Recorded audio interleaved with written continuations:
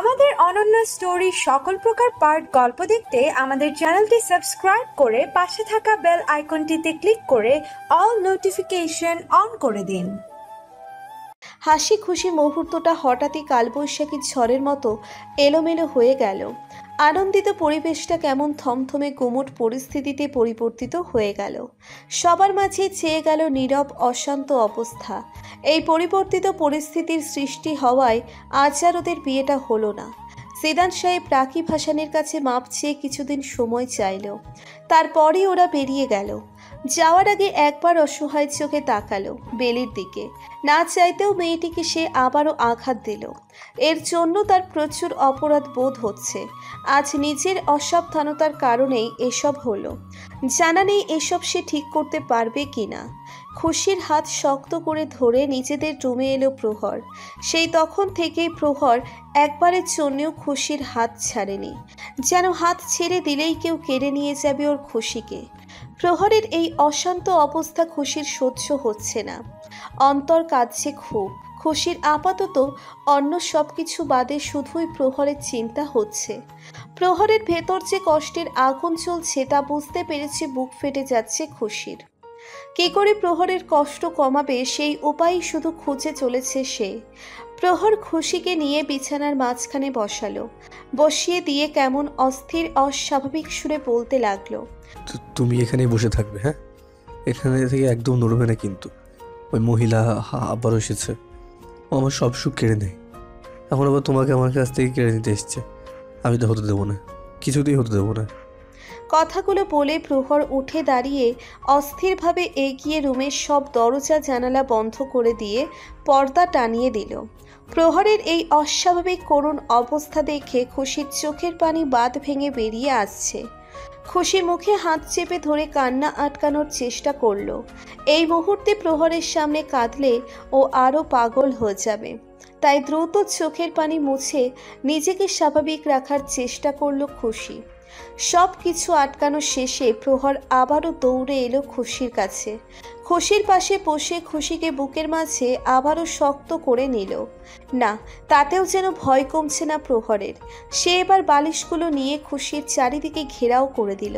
তারপর আবারও খুশিকে বুকের মাঝে নিয়ে অশান্ত কণ্ঠে বলল, এখন ঠিক আছে, এখন আর কেউ আসতে পারবে না আমার কাছে।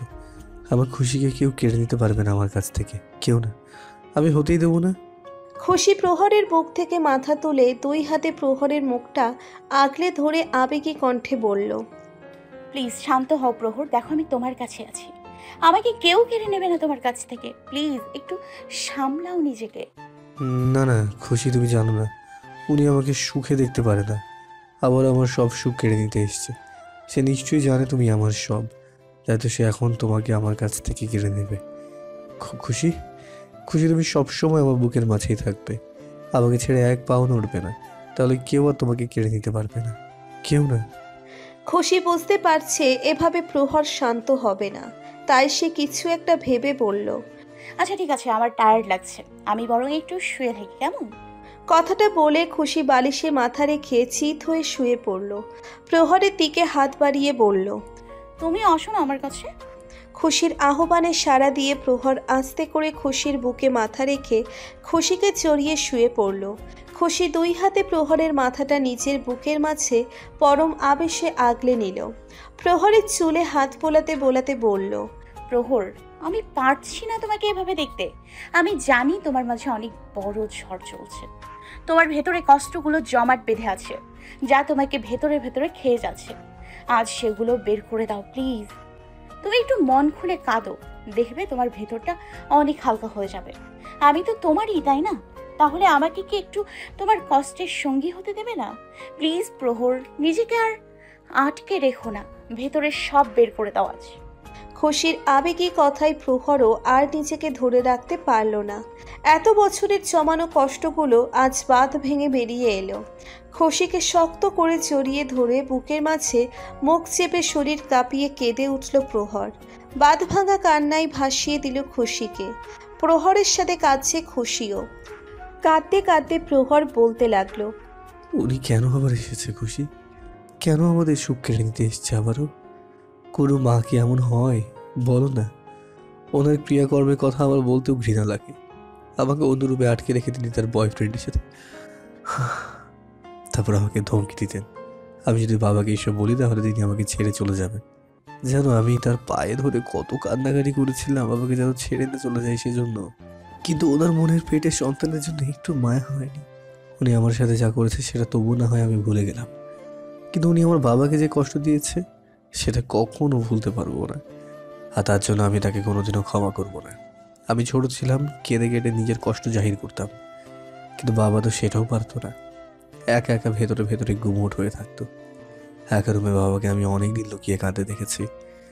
নিজের পর দিন একাকিত্বের সাথে লড়তে হয়েছে তাকে। আর আজ যখন বাবা নিজের জীবনে একটু সুখী হতে চলেছে, উনি আবারও চলে এসেছেন বাবার সুখ কেড়ে নিতে। কেন করে এমন উনি? কি চায় তিনি? আর কত কষ্ট দিলে উনি শান্তি পাবেন? প্রহরের কথা শুনে রাগে আর ঘৃণায় শরীর রেডি করছে খুশির। ইচ্ছে হচ্ছে এক্ষুনি গিয়ে গলা টিপে খুন করে ফেলতে। কোনো মা এমন কিভাবে হতে পারে? কিন্তু আর না, এই মহিলাকে আমি এবার জিততে দিব না।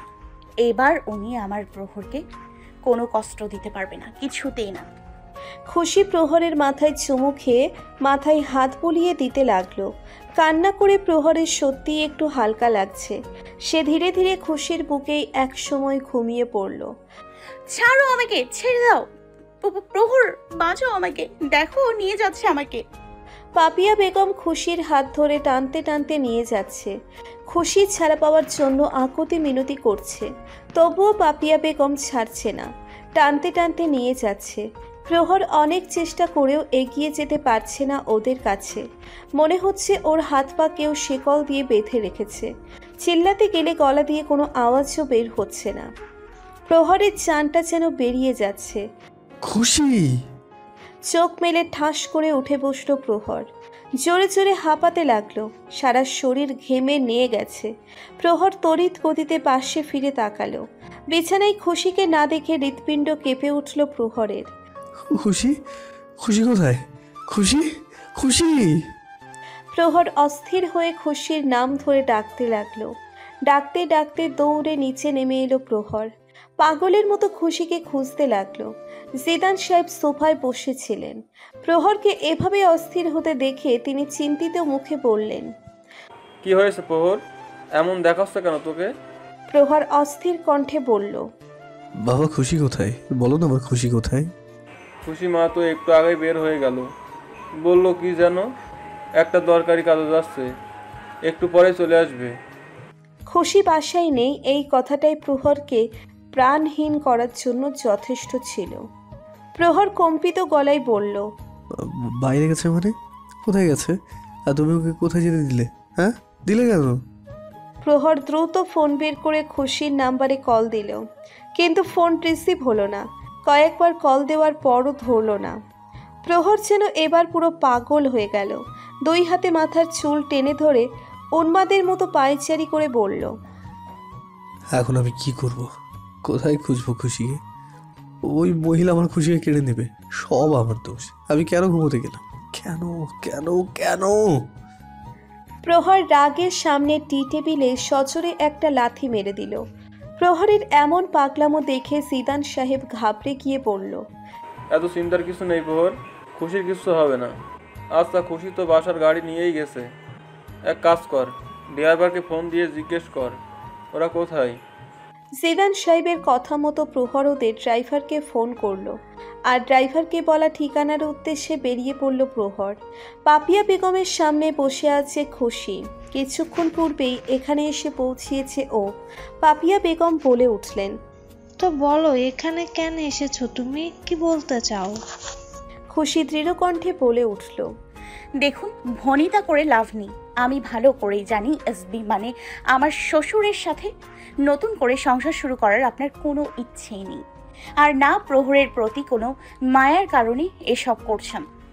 তো আসল পয়েন্টে আসুন, কি চান আপনি? টাকা না সম্পত্তির ভাগ? দেখুন, আমি সংসারের সুখের জন্য সব করতে রাজি। খুশি টি টেবিলের ওপর একটা ফাইল রেখে বলল, এখানে প্রহরের সম্পত্তির 25% শেয়ার আছে, যা প্রহর আমার নামে করেছিল, আমাকে বিয়ের গিফট হিসেবে দিয়েছিল। এটা আমার কাছে শুধু সামান্য কাগজের টুকরো ছাড়া কিছুই না। তাই এগুলো আমি আপনার নামে করে দিতে যাচ্ছি। বিনিময়ে আপনি এই ডিভোর্স পেপারে সাইন করবেন আর প্রমিস করবেন আর কখনো আমাদের জীবনে দখলদারি করতে আসবেন না। পাপিয়া বেগম কতক্ষণ খুশির মুখের দিকে তাকিয়ে রইল, তারপর শান্ত সুরে বলল, ঠিক আছে। পাপিয়া বেগম ডিভোর্স পেপারে সাইন করে দিল, আর খুশির সম্পত্তির পেপারে সাইন শেষেই খুশি পেপার নিয়ে উঠে আসতে নিলেই পাপিয়া বেগম নরম সুরে বলে উঠলেন, প্রহর সত্যিই অনেক লাকি, কারণ তোমার মতো জীবনসাথী পেয়েছে, দেখে ভালো লাগলো। পাপিয়া বেগমের সুর কেমন বদলানো মনে হচ্ছে আজ। খুশি বলে উঠল, এতই যখন ওকে ভালো দেখতে চান তাহলে ওর ক্ষতকে কেন তাজা করতে আবার চলে এসছেন?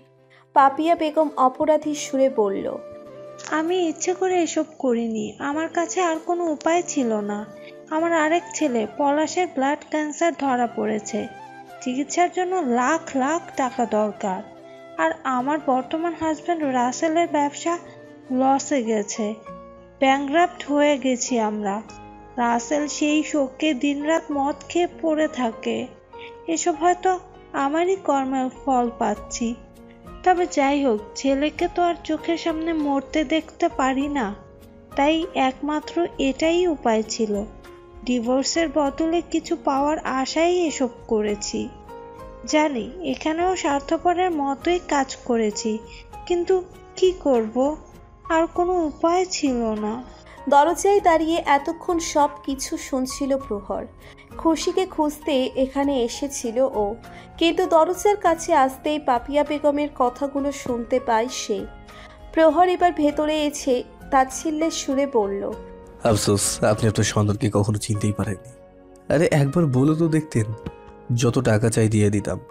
এই প্রহর মেহরাব চ্যারিটি করতে কখনো পিছু পা হয় না, সে যেই হোক না কেন। তার জন্য আমাদের জীবনে সে তাণ্ডব না করলেও হতো। পাপিয়া ছলো ছলো চোখে তাকালো প্রহরের দিকে। নিজের ছেলেকে সে আসলেই কখনো চিনতে পারেনি। আসলে ওর মতো ছেলের মা হওয়ার যোগ্যই না আমি। প্রহর এবার দ্রুত পায়ে খুশির কাছে এসে দুই হাতে খুশির মুখটা ধরে অস্থির কণ্ঠে বলল, তুমি আমাকে না বলে এখানে কেন এসেছো? জানো কত ভয় পেয়ে গিয়েছিলাম আমি। আমাকে জ্বালাতে খুব মজা লাগে না তোমার? খুশি অপরাধীর সুরে মিড়মিড়িয়ে বলল, সরি, তোমাকে বললে তুমি আমাকে কখনোই আসতে দিতে না, তাই না বলে চলে এসেছি। প্লিজ ক্ষমা করে দাও। হ্যাঁ, এখন ইচ্ছে করে এমন কিউট ফেস করবে যাতে আমি গলে যাই, তাই তো? তুমি আগে বাসায় চলো, তারপর দেখাচ্ছি মজা। প্রহর খুশির কাঁধ জড়িয়ে ধরে ওকে নিয়ে চলে যেতে উদ্যত হলো। ঘরে দুকদম আসতেই আবার একটু দাঁড়িয়ে উল্টো ঘুরে থাকা অবস্থাতেই পাপিয়া বেগমের উদ্দেশ্যে বলল, আমি আজ থেকে আপনাকে মাফ করে দিলাম, কারণ আমি আপনার জন্য আমার মনের কোনো রকম অনুভূতি রাখতে চাই না, এমনকি ঘৃণাও না। আজ থেকে আপনি আমার জন্য বাকি সাধারণ মানুষের মতোই শুধু একটা অচেনা ব্যক্তি, যার প্রতি কোনো অনুভূতিই থাকে না। কথাটি বলেই প্রহর খুশিকে নিয়ে বেরিয়ে গেল। পাপিয়া বেগমের চোখ থেকে গড়িয়ে পড়ল দুফোঁটা জল। এটাই হয়তো ও ডিস্টার্ব করে।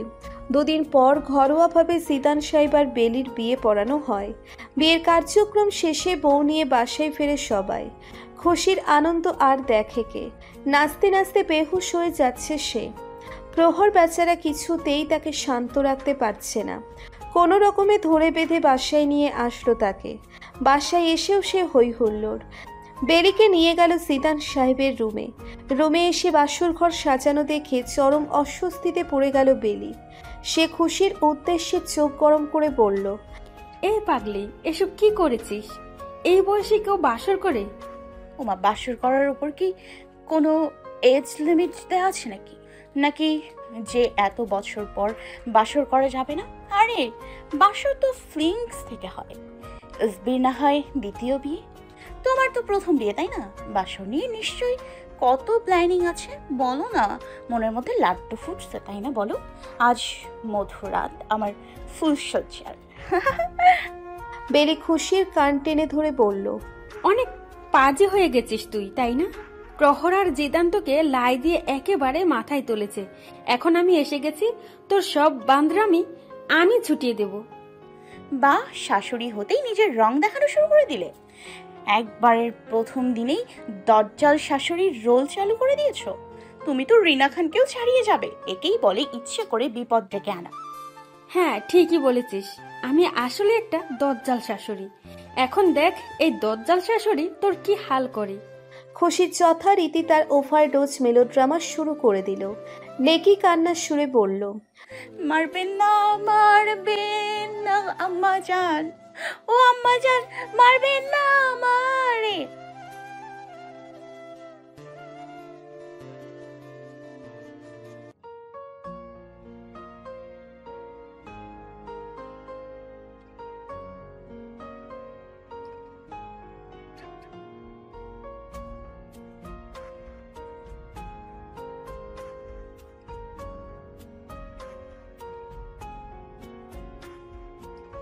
হাই, এত দেরি করলে কেন আসতে?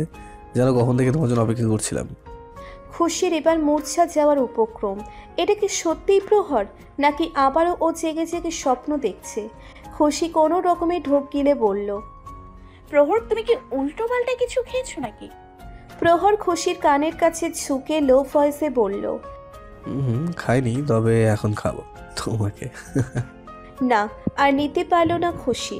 খুশির হঠাৎ চিৎকার দিয়ে উঠে বলল, ভূত ভূত ভূত ভূত, বাঁচাও বাঁচাও, কে আছো বাঁচাও, ভূত এসছে আমার ঘরে। প্রহর, কোথায় তুমি? বেচারা প্রহর ভ্যাবাচাকা খেয়ে গেল মনে হয়।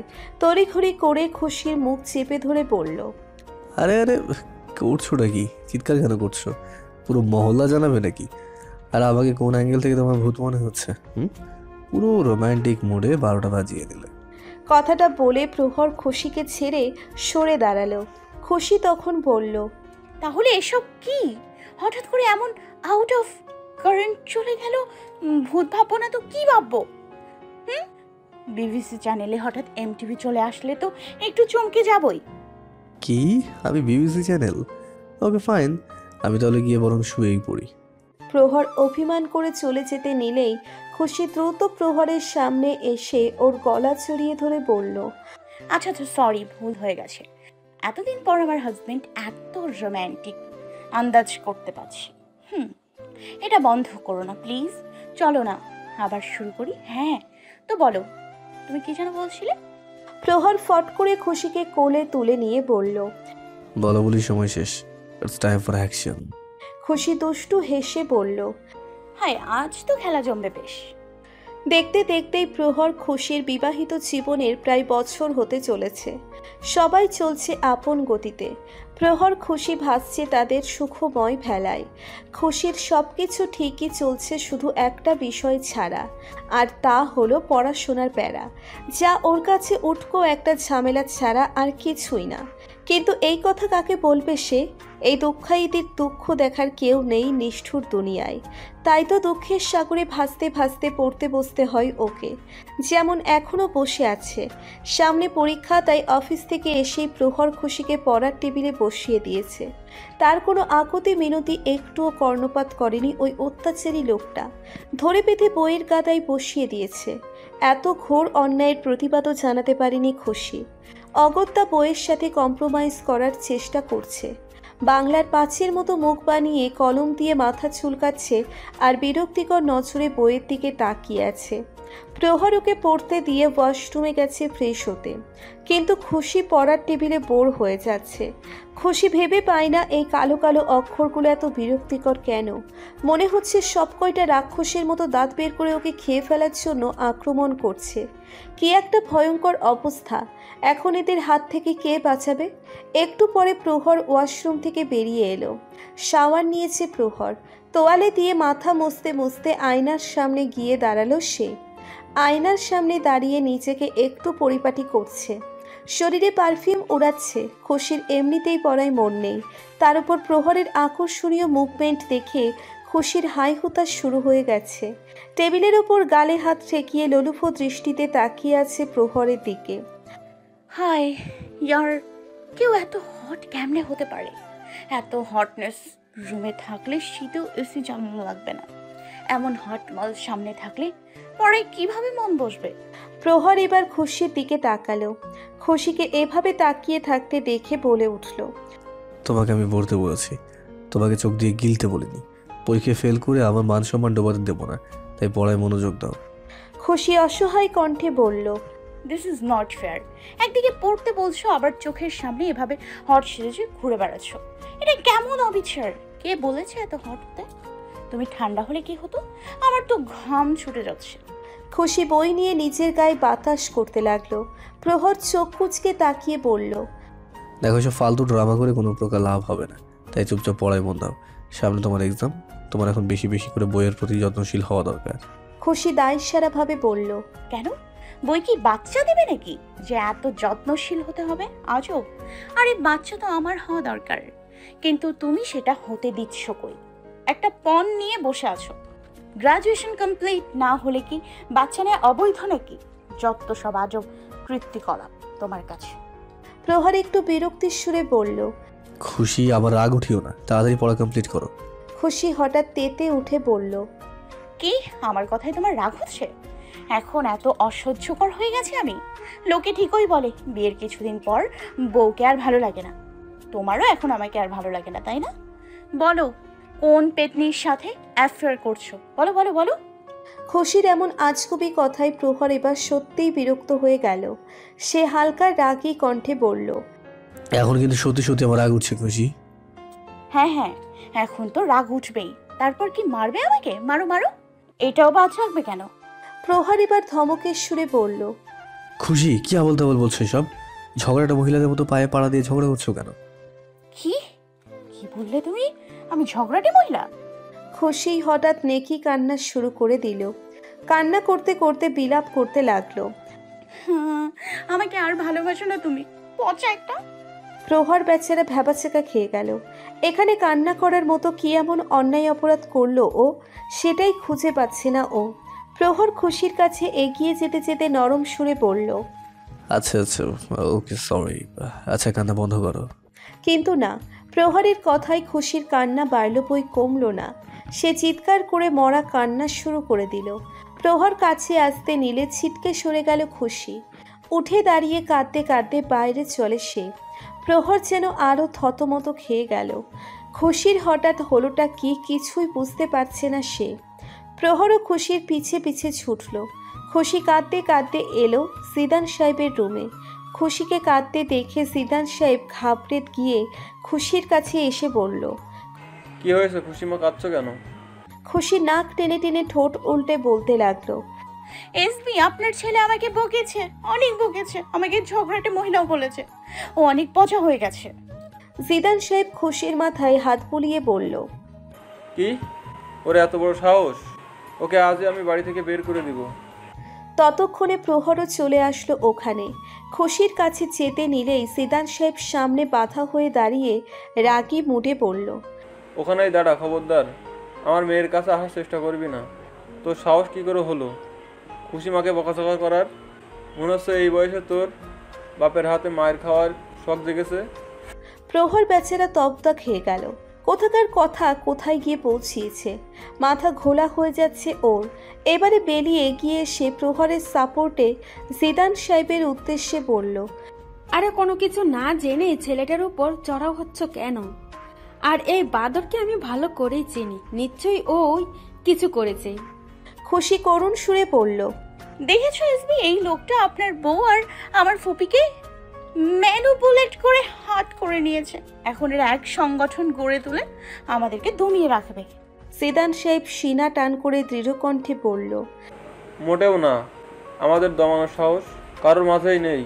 শোন বেলি, আমার খুশি মায়ের কোনো দোষ নেই। আমি জানি সব দোষে হাদারামটারই। এবারে প্রহর বলে উঠল, বাবা প্লিজ, এবার তুমি শুরু করো না। আর আমাদের মাঝে তেমন কিছুই হয়নি।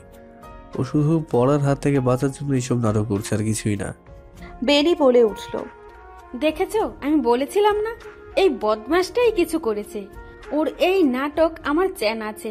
পড়াশোনা দেখলেই ওর এসব ড্রামা শুরু হয়ে যায়।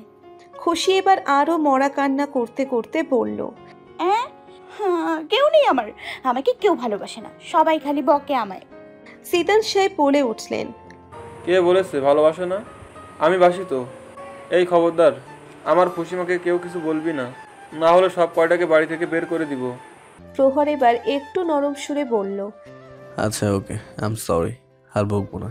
এখন চলো প্লিজ। খুশি অভিমানী সুরে বলল, না, যাব না আমি তোমার সাথে। এসবি, আজ আমি এখানেই থাকবো আপনাদের সাথে, ওর কাছে যাব না আমি। জিদান সাহেব বললেন, আচ্ছা ঠিক আছে, খুশিমা যা বলবে তাই হবে। এই প্রহর তুই যা, ও আজ আমাদের সাথেই থাকবে। প্রহর এবার সত্যিই ঘাবড়ে গেল।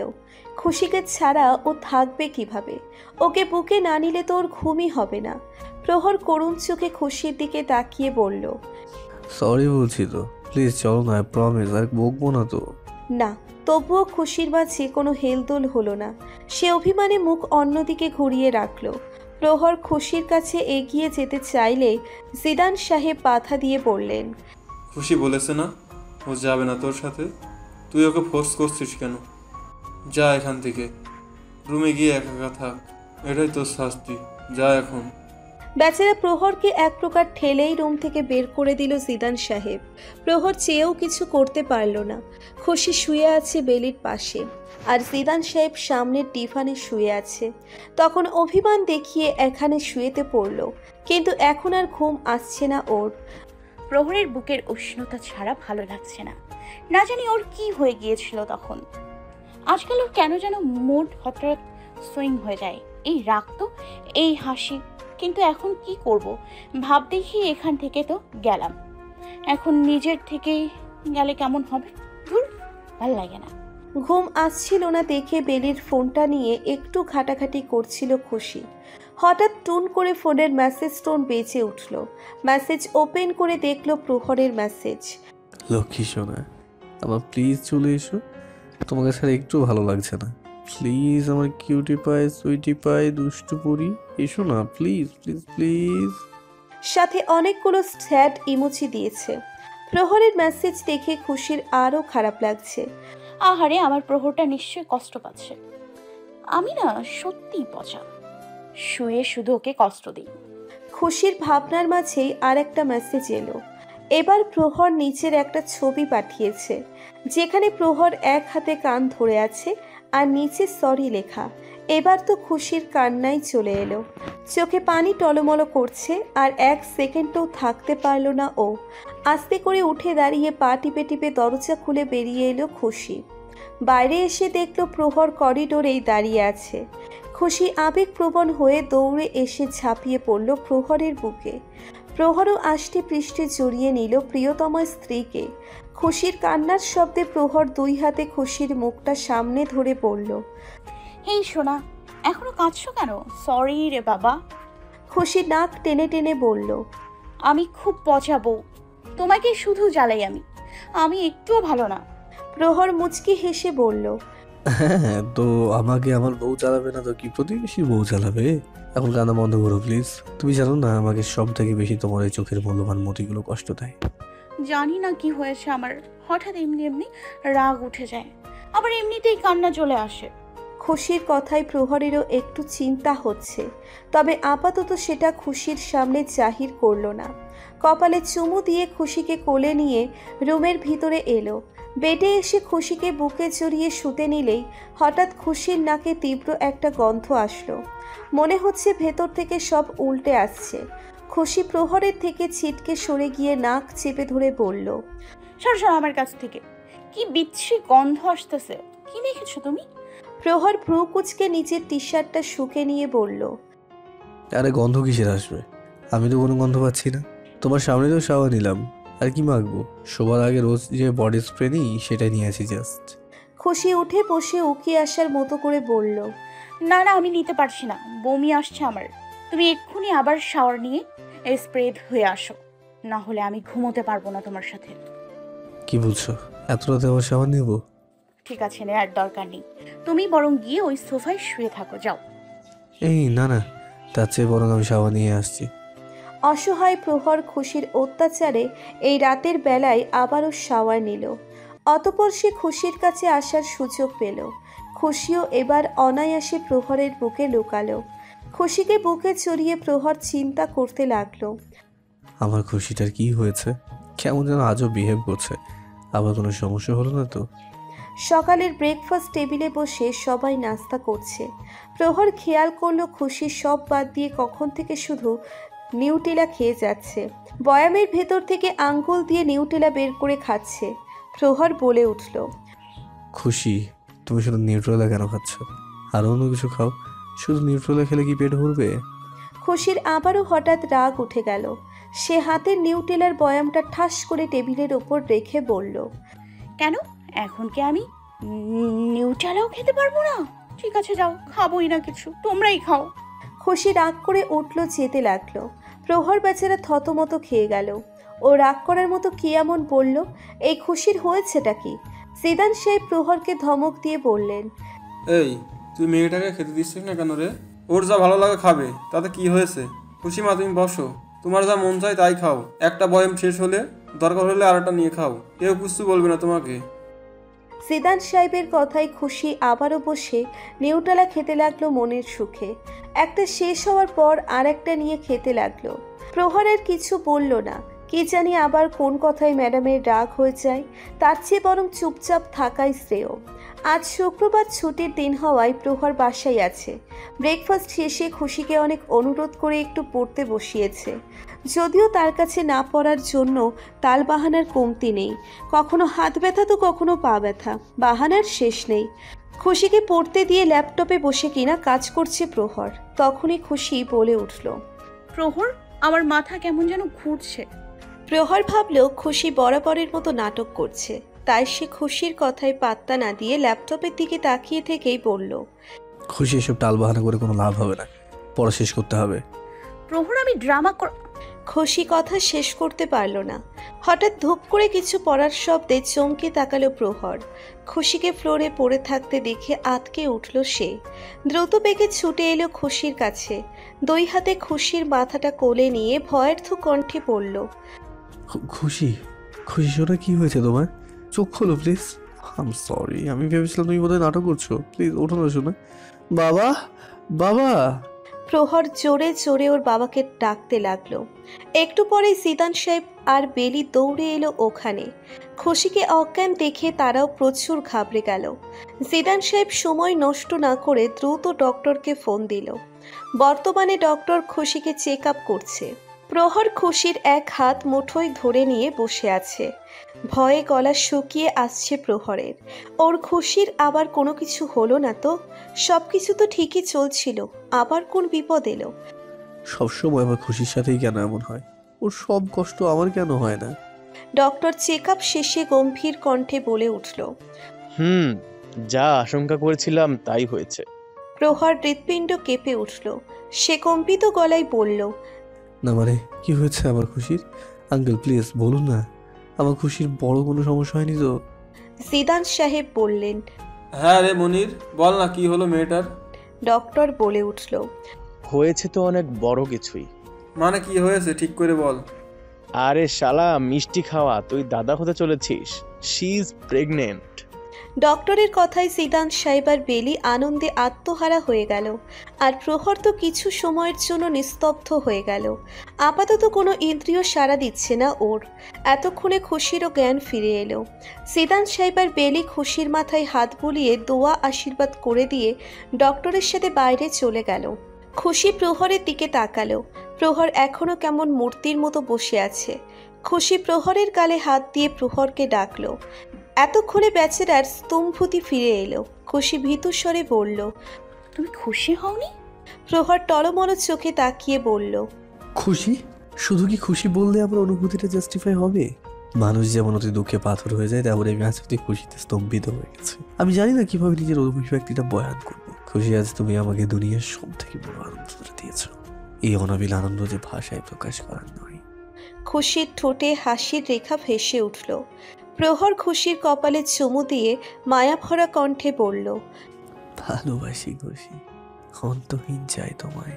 তুমি আজ আমাকে পরিপূর্ণ করেছ, তোমার পদচারণায় রাঙিয়ে দিয়েছ আমার অন্তঃকরণ। খুশি আবেশে লুকালো প্রহরের বুকে। ওদের প্রেম কাব্যে নতুন অধ্যায় যোগ হলো। পরিপূর্ণতা পেল ওদের ভালোবাসা। ভালো থাকুক সব ভালোবাসা।